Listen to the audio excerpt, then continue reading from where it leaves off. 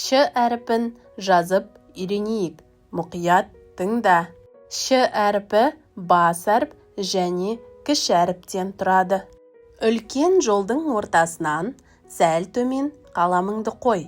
Солдан оңға қарай доға жасап, жазу жолының астыңғы сызығына дейін көлбеу сызып, оңға қарай ілгек саламыз. Бастапқы ілгектен оңға қарай жылжып, осындай екі көлбеу сызықпен ілгекті жалғаймыз.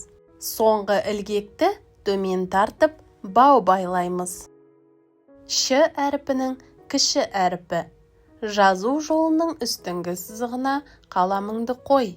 Төмен қарай көлбеу түзу сызып, астыңғы сызыққа жете бере, оңға қарай доға ілгек саламыз. Бастапқы ілгектен оңға қарай жылжып, осындай тағы екі ілгекті жалғастырып саламыз. Соңғы ілгекті төмен тартып, бау байлаймыз. Ал енді дәптерімізді ашып, Ш әріпін әдемі жазайық.